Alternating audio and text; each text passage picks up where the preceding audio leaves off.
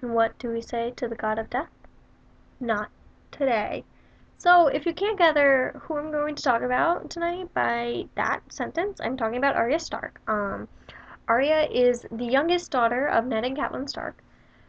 She, besides her half-brother Jon Snow, is the most Stark-looking of all the Stark children.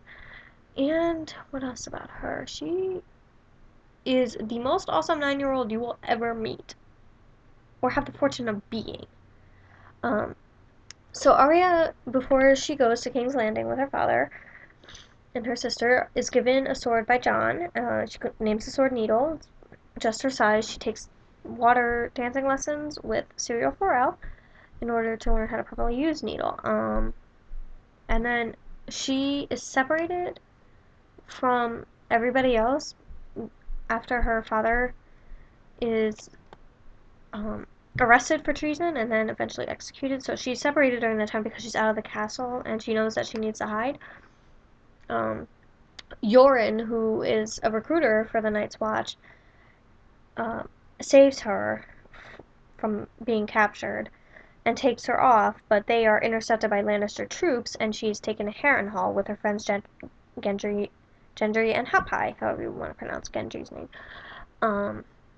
And then here's where the book series diverges from the television show. In the TV show, she becomes Tywin Lannister's cupbearer, which, I mean, the acting with those two is fantastic, but it's not what happens in the books.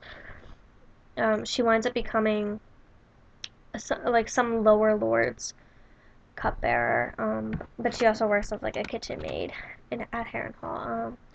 She eventually escapes, but with the help of Jack and Hagar, who she saves from the flames the night that they are all captured by Lannister troops, who gives her 3 deaths.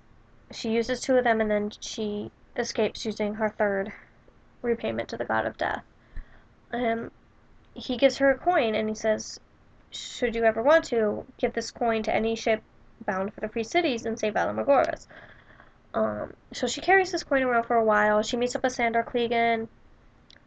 He essentially kidnaps her in order to ransom her.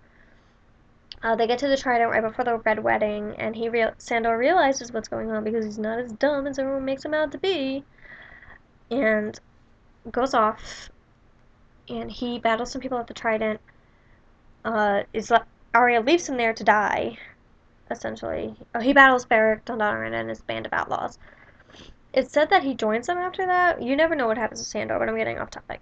Arya then boards a ship to the Free Cities using the coin, saying Valar which means all men must die, and goes to Braavos, where she tries to become one of the Faceless Men, which is also the band of assassins that Jaqen is joined.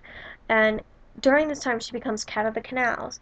Now, since I've only read up to A Feast for Crows, this is about where my knowledge ends, but Arya is definitely one of the strongest people.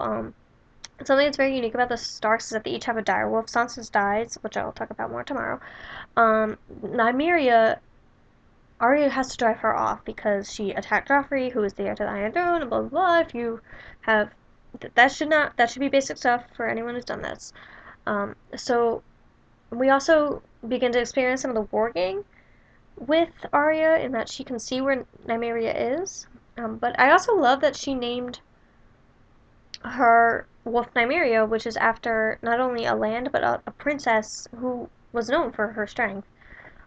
So Arya herself is a very strong, very independent character, knowing what to do, acting on what she wants. I mean, yes, she can be a little bit too extreme with what she does.